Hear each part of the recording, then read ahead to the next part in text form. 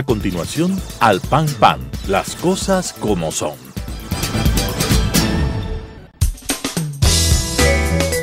Clasificación B, bajo supervisión de un adulto.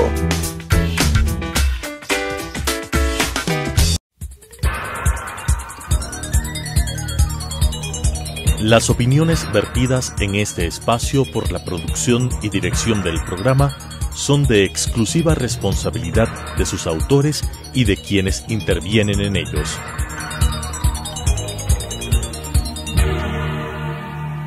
Telesucesos Canal 29 UHF presenta Al Pan Pan, las cosas como son. Coyuntura y calidad de la democracia con la conducción de Patricio Aro. Al Pan Pan, las cosas como son. Cordiales saludos a la gran audiencia de Telesucesos que semana a semana nos sigue y nos acompaña a decir las cosas como son.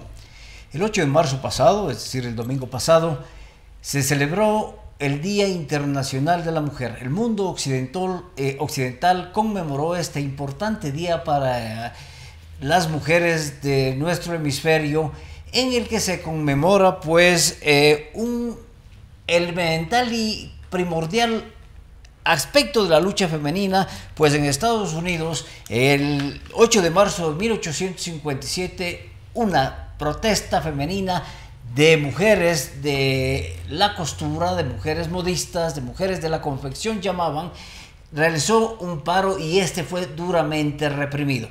La lucha internacional de la mujer se ha propagado por el mundo occidental y Ecuador no se queda al margen. Por lo tanto, organizaciones de mujeres y también la academia ha realizado varios aspectos de la lucha y ha participado en varios elementos de la lucha por los derechos de la mujer. Es así que nosotros hemos invitado en esta oportunidad a una académica y a una activista de los derechos, de la lucha por los derechos de la mujer. María Moreno es PhD en la Universidad de Kentucky, es antropóloga, profesora del Departamento de Sociología y Estudios de Género de la Facultad Latinoamericana de Ciencias Sociales Flaxo. Y Ana Patricia Muñoz es directora ejecutiva de la Fundación Grupo Faro. Las dos organizaciones tienen aspectos relevantes en la lucha de los derechos a la mujer en el Ecuador. Bienvenidas a decir las cosas como son. María, Ana Patricia, bienvenidas. Gracias por acompañarnos. 8 de marzo, Día de la Mujer. Muchas gracias por la invitación, Patricio, y un gusto estar aquí compartiendo este espacio con María también. Efectivamente, yo dirijo una organización que se llama Grupo Faro. Este es un centro de investigación-acción que busca generar evidencia para incidir en la política pública y también implementar iniciativas para la transformación y la innovación social. Y en ese marco para nosotros es muy importante proponer políticas públicas basadas en evidencia y basadas en análisis.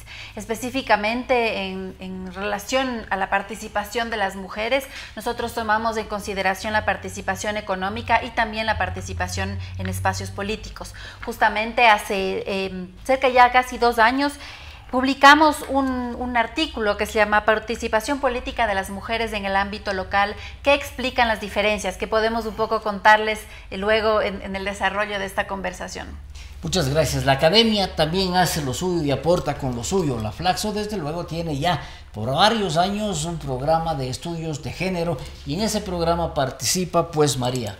Sí, muchísimas gracias igualmente, Patricio, por la invitación y encantada de estar compartiendo con Ana Patricia. Justamente en el Departamento de Sociología y Estudios de Género nosotros tenemos una maestría dedicada exclusivamente a los estudios de género. Es al momento la única que existe en el país, aquí en Quito. Y tenemos estudiantes nacionales de diferentes provincias, al igual que estudiantes internacionales, y como desde el espacio académico, pues nosotros hemos hecho muchas investigaciones. Justamente tuvimos recientemente una evaluación sobre los estudios que se han realizado sobre violencia de género y muchos de esos están vinculados al programa de la maestría de Flaxo. Violencia de género y surgimiento, mejoras sociales y económicas. ¿Se vincula de alguna manera? Yo creería que la violencia de género se mantiene como una norma, pues hemos analizado también en este programa que la violencia de género y sobre todo el feminicidio es una constante en el Ecuador, es decir, no se ha hecho nada por disminuir los números y los índices de ese tipo de asesinato, y también no se ha incrementado, es decir, por varios años, por lo menos en los últimos 20 años, la línea es casi constante. Y es que no solo es importante promover la equidad y la igualdad de oportunidades para mujeres y hombres, porque tiene que ser así, porque somos todos seres humanos con iguales derechos, sino porque al no tener esta equidad se perjudica también a la economía, se perjudica al desarrollo sostenible. La GIZ sacó recién un estudio que calcula que el Ecuador pierde al año 1.800 millones de dólares, el sector privado solamente pierde esta cantidad por casos de violencia de género, y pierde tanto por ausentismo de las mujeres como del agresor. Entonces, si esta cifra no llama la atención, ya no sabríamos qué. Entonces, es importante nuevamente cuantificar, si es que no le mueve a las personas la conciencia de promover un ambiente de trabajo y de desarrollo donde los hombres y las mujeres tengan igual de oportunidades, quizás estas cifras sí lo logren. Igualmente, el INE, que recientemente actualizó su encuesta de violencia contra la mujer, y ahí nuevamente ratifica que 65% de las mujeres muestran haber sido agredidas en algún momento en su vida. Esta es una cifra altísima que no nos permite avanzar como país y a la que tenemos que atacar con total frontalidad. La Academia de Género, perdón, la Academia combate o aporta para que se luche en contra de la violencia de género, pero ese aporte realmente se queda en un determinado segmento, porque no todos tienen la oportunidad, no todas las mujeres tienen la oportunidad de asistir a una maestría de género y más aún a un doctorado. Sin embargo, la Flaxo, como única universidad que da estos estudios o este programa, debe estar haciendo un esfuerzo bastante significativo en el aporte a erradicar la violencia de género. Así es, además del espacio académico, pues en Flaxo nosotros tenemos relación con varios colectivos, con varias activistas, con varias asociaciones, y también hay el lugar para los encuentros, los foros, las capacitaciones. Tenemos una especialidad específicamente en violencia de género, y la mayoría de los estudiantes que están ahí tienen un perfil profesional, es decir, trabajan en instituciones públicas o privadas, y esta especialidad les permite ahondar su comprensión. O sea, como usted dice, este es un problema muy complejo que atraviesa los temas tanto de la estructura social como de la cotidianidad. Entonces es preocupante no solo en el Ecuador, es un preocupante en la región de América Latina el tema de femicidios. Para poner en un contexto mundial ahora, con el tema de la pandemia del coronavirus, la emergencia que eso supone, ¿verdad? La reacción de la sociedad ante una emergencia por la posibilidad de muerte, tendría que verse similarmente el tema de femicidios. O sea, las mujeres tenemos más chance de morir por femicidio que por coronavirus. ¿Y por qué no hay una respuesta tan inmediata como un problema de salud pública que es también de la sociedad? Entonces tenemos ahí, a veces la gente pregunta, ¿no? ¿Cómo puede ser, por ejemplo, en este performance de las tesis? Dice, ¿cómo? No entiendo cómo el Estado puede ser opresor y patriarcal. Entonces tenemos un Estado que en el último año redujo el presupuesto para poner en realización la ley para erradicar la violencia de género de 5 millones a 870 mil dólares. ¿Cómo puede ese presupuesto ser suficiente para abarcar el problema a nivel nacional? Entonces, cuando uno ve el Estado o otras instituciones, no solo ese, no puede decir, a ver, ¿cómo el Estado es patriarcal? Veamos dónde se asignan los recursos. Entonces, tenemos por un lado que se aumentan 50 millones de dólares a la seguridad y la policía, y se reduce a cero el presupuesto para luchar contra el embarazo adolescente. Sí, son realmente problemas sociales que afectan a las mujeres, especialmente a las mujeres jóvenes, y en un determinado segmento, entiendo yo, porque no todas las mujeres, ni ubicadas en los diferentes segmentos de la sociedad, tienen la misma incidencia en los problemas de género. Es decir, el embarazo a adolescentes se da más en las clases marginadas que en las clases medias o en las clases altas de la sociedad. Bueno, la violencia se la ve más allá de la clase, nivel social, nivel económico. Eso lo ratifica la encuesta del INEC reciente, que incluso se muestra los datos por nivel socioeconómico. Y se ven, de hecho, porcentajes similares de violencia intrafamiliar. Y esta violencia no es solo la violencia física, no es solo ya llegar a la muerte, que es el extremo, es una violencia patrimonial, es una violencia psicológica y se la ve en toda clase social. Entonces es un problema estructural, es un problema también de los sesgos inconscientes que todos tenemos, incluidas las mujeres. Entonces realmente es inaceptable que no se haya puesto las prioridades donde deben estar. Porque dedicar recursos para resolver este problema no es beneficiar a las mujeres, es beneficiar a la salud en general de la familia y de la sociedad como tal. El último estudio que sacaron recientemente en diciembre se llama el Global Gender Gap, muestra que para que las mujeres lleguen a la paridad de los hombres al ritmo que vamos, es decir, ha habido una mejora, no sustancial, pero estamos mejorando progresivamente, faltarían 99.5 años. En términos de economía, de salud, de acceso a educación en el mundo.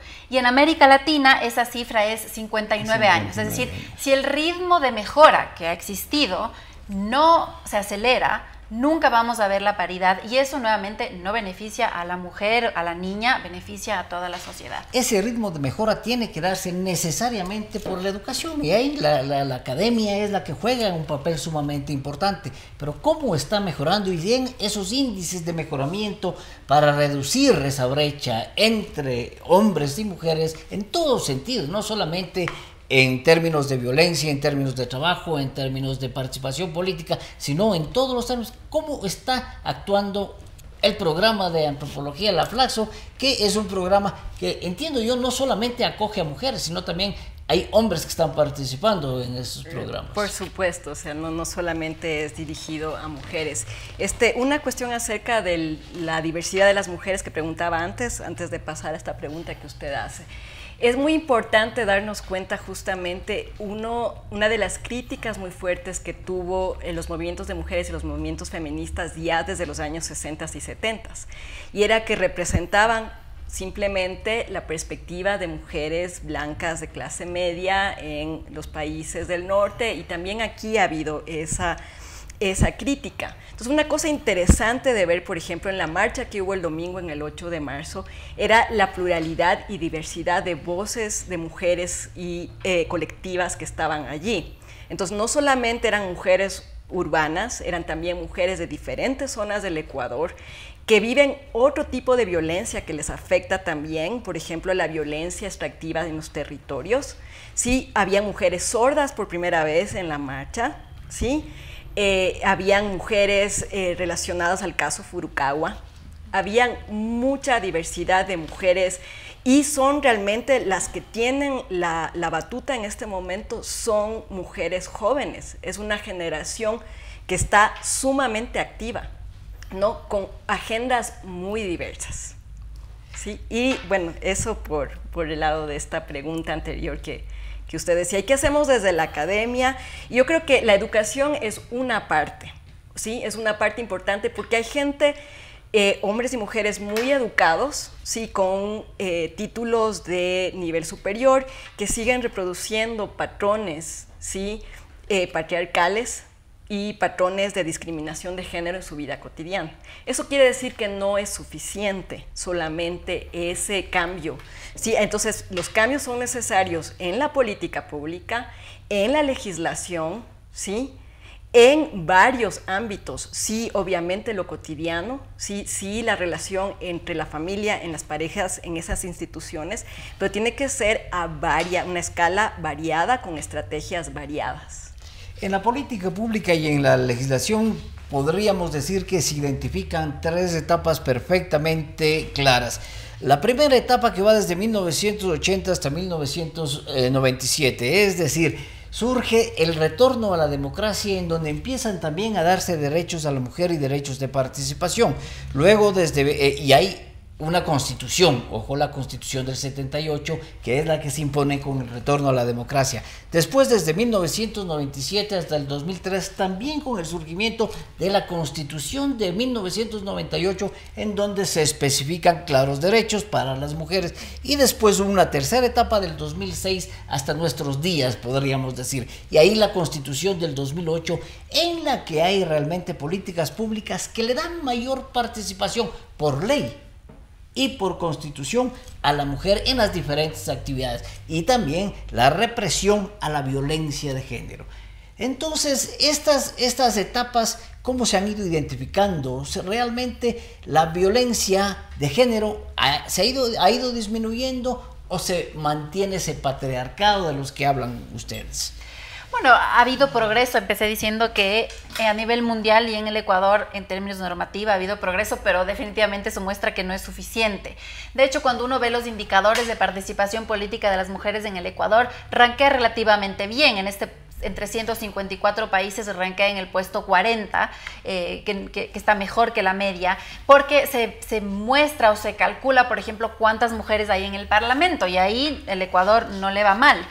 Pero justamente por eso nosotros hicimos el estudio de ver qué pasa a nivel subnacional, y ahí ya no estamos tan bien. Ahí en el 2014, en las elecciones anteriores, solo 7% de las alcaldías estaban ocupadas por mujeres, y en este año se mejoró un poquitín y subió al 8%. Cuando la cantidad o la proporción de candidatas en total, ¿no es cierto?, a dignidades subnacionales era casi el 50%. Entonces, se llega incluso a una candidatura, pero luego ya en los niveles de poder de decisión todavía no están llegando las mujeres. Hubo una nueva reforma al Código de la Democracia recientemente, donde se impulsa aún más la paridad, ya viendo en las listas pluripersonales que de forma paritaria las mujeres estén ahí enlistadas también. Entonces vamos a ver, yo creo que el marco normativo es necesario, pero no es suficiente. De la misma manera, en el mercado laboral, las mujeres han reducido las brechas en el Ecuador, aunque siguen ganando menos por el mismo trabajo hecho, pero el porcentaje de mujeres que está en la fuerza laboral es mucho más bajo que el de los hombres. Es decir, una vez que la mujer ingresa al mercado laboral y consigue un trabajo, le va menos bien que a los hombres, pero no tan mal como en otros países, pero en mucho menor proporción la mujer ingresa al mercado laboral. Solo para una referencia, decía yo que en términos de participación política, 43 el ranking del Ecuador, en términos de participación laboral rankea 100 de 153 países. La academia, ¿cuáles son los índices de participación de la mujer en la academia? No solamente como profesora, sino como estudiantes también. Es decir, ahí parecería que hay equidad de género. Realmente, por lo menos la experiencia mía en la Flaxo se da en esos términos, o se dio en esos términos. Es muy interesante lo que dice, porque justamente en todas las universidades, sean de pregrado o de posgrado, se ve de manera interesante cómo la participación femenina es inclusive mayor. O sea, hay mayor cantidad de estudiantes mujeres en las universidades que hombres. Con mejores notas. Con mejores Desde notas, luego, ¿no? sí. Y bueno, también hay que ver a veces las carreras, ¿no? Todavía las mujeres están subrepresentadas en ciertas carreras importantes, sobre todo las de ciencia y tecnología, ¿no? Y lo interesante justo es preguntarse por qué, si tenemos más graduadas mujeres de las universidades, los puestos de toma de decisiones, los puestos ejecutivos de alto rango de empresas públicas o privadas no ven de la misma manera a mujeres allí. Entonces, nosotros podemos preguntarnos, hacer una metáfora, ¿sí? Y buscar en nuestras propias instituciones que habitemos, ¿quiénes están en los altos rangos? ¿Son hombres, son mujeres? ¿Quiénes están en los rangos inferiores? ¿Quiénes están en los rangos de limpieza, de conserjería? ¿Y quiénes son hombres y mujeres allí? ¿Sí? Y ese ejercicio podemos hacer todos en nuestras propias instituciones para ver esa distribución desigual, discriminatoria hacia las mujeres. Se ponía un ejemplo de que en el presupuesto nacional el presupuesto de la policía iba a ser aumentado en $50 millones, mientras que para atender las necesidades de la lucha de género ha sido totalmente disminuido. Sin embargo, la policía que es un ejemplo de institución en donde la equidad de género tiene una general, tiene varios generales, varios oficiales, y hoy la participación de la mujer en la policía es realmente significativa. En la academia igual, mi experiencia, el enorme sacrificio que hace una mujer para poder obtener un doctorado. Tenía una compañera que había dado a luz hace 2 o 3 meses antes de iniciar el doctorado. Entonces, ese esfuerzo, desde luego que no es comparable y debe ser reconocido permanentemente, no solamente por su condición de mujer, sino también por su condición de madre. Pero de alguna manera eso a los grupos extremistas, que los hay, no les agrada mucho de que sean consideradas como madres, como mujer, como esposas, como hijas, pero lleva también a una posición de violencia. Y se ha visto no solamente en el Ecuador, pero especialmente en América Latina y en Europa, grupos de mujeres radicales que de alguna manera contradicen esa lucha de género que es hacia la adquisición o igualdad de derechos. Y es que todos perdemos cuando las mujeres no tienen igual de oportunidades. Y eso en parte hay porque hay barreras estructurales, falta de normativa quizás, y también hay sesgos inconscientes que se lo reproduce. Y aquí siempre me gusta mencionar este ejemplo de las orquestas, donde había menos de 5% en Estados Unidos de las directoras de orquestas que eran mujeres. Entonces empezaron desde los 30, de hecho, y con más fuerza en los 80, a hacer las audiciones ciegas, que se llaman. Es decir, ponían una cortina para que no se vea si era un hombre o mujer el que estaba tocando el instrumento. Y ahí lograron subir hasta 50% más el número de mujeres que llegaba a la segunda etapa. Es decir, ahí queda demostrado que solo por el hecho de ser mujer, las orquestas sinfónicas estaban perdiendo un gran talento. Y después se dieron cuenta que ya a la final no estaban llegando igual el número de mujeres que quisieran. Entonces quedó esta incógnita. Lo que hicieron en la Orquesta Sinfónica de Boston es no solo poner una cortina para que no se vea si era hombre o mujer, sino que pusieron una alfombra para que no se escuchen las pisadas del músico que iba a hacer la audición.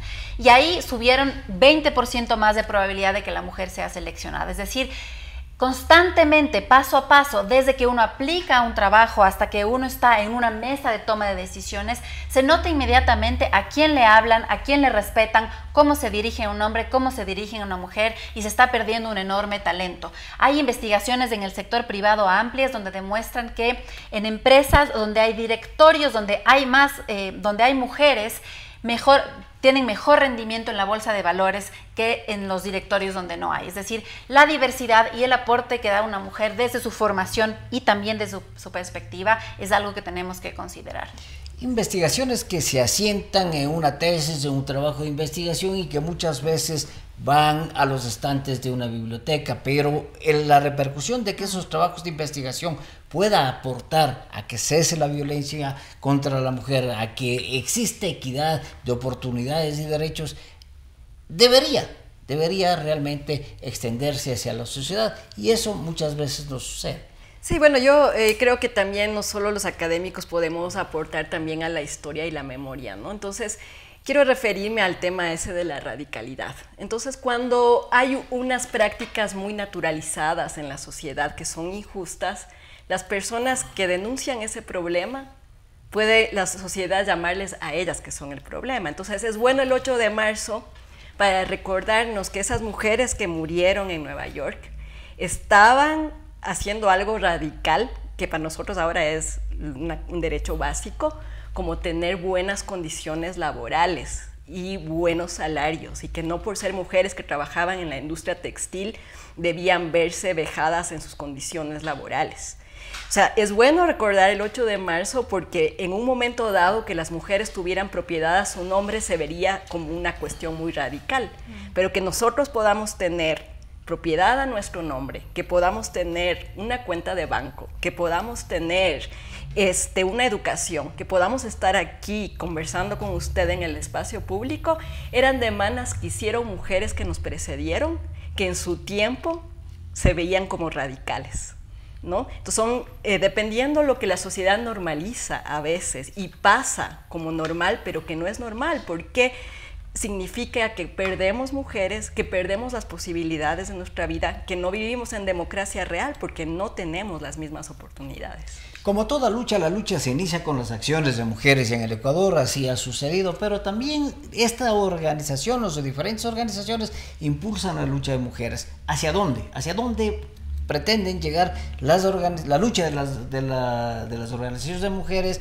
y cuál es el aporte realmente para que esa equidad sea realmente de la mejor manera, sea la violencia de género, que es por demás cuestionable y criticable, cese en el país por lo menos? Entonces el aporte de organizaciones como la Fundación Faro. Sí, bueno, mal haría yo hablar a nombre de las organizaciones feministas, organizaciones de base y activistas que tienen una lucha de 24/7 todos los días y marchan el 8, pero marchan y trabajan todos los días. Nosotros somos una organización que realiza investigación y que cree firmemente en la igualdad de oportunidades y que respetamos y admiramos el trabajo de mujeres que han luchado y luchan todos los días. Entonces creo que es importante que esas voces estén en la mesa y que hablen y que brillen con luz propia. Nosotros no somos una organización activista, pero agradecemos que existan organizaciones que están luchando por nuestros derechos y los derechos de la sociedad. Pero es importante poner temáticas sobre la mesa, ¿no es cierto? En términos de investigación, por ejemplo, y María lo podrá decir con mayor conocimiento aún, por ejemplo, yo he leído varios estudios de qué pasa o qué tipo de políticas públicas estudian economistas mujeres, ¿no es cierto?, que llegan a tener PhDs y son muy distintas a las que podrían estar promoviendo hombres al mismo nivel. Y eso tiene implicaciones en política pública, es decir, hay cosas que no se estudian, no se enfatizan y no se les pone el presupuesto porque las personas en toma de decisión, no solo en políticas públicas, sino también en espacios académicos, no hay suficientes mujeres ahí. En términos de salud, todavía la gran mayoría de experimentos que se hacen en salud pública para decidir qué medicamento se toma para el corazón, para el cáncer, para infinidad, incluso para problemas que son exclusivos de mujeres, se los realiza todavía en hombres. Entonces, si hay un estudio de qué reduciría un infarto, la mayoría se los han realizado exclusivamente con hombres. Y entonces estamos afectando desde un inicio cómo una mujer debería acceder a servicios públicos, a salud pública, a educación, a política pública, a espacios de investigación. Entonces, desde nuestra rama, además de tratar de promover, ¿no es cierto?, la igualdad tanto en nuestro espacio como en el resto de lugares, nos hemos inspirado en una iniciativa que realizaron colegas en Perú para promover la red de mujeres investigadoras en ciencias sociales que se está empezando y que esperamos nosotros impulsar y luego dar un paso atrás para que sean las investigadoras que avancen y que muestren ya los aportes que las investigadoras mujeres en ciencias sociales están realizando.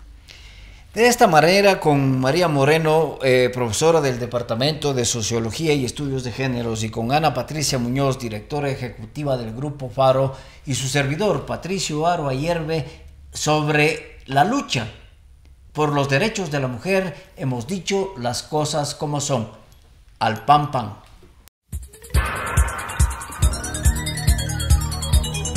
Las opiniones vertidas en este espacio por la producción y dirección del programa son de exclusiva responsabilidad de sus autores y de quienes intervienen en ellos.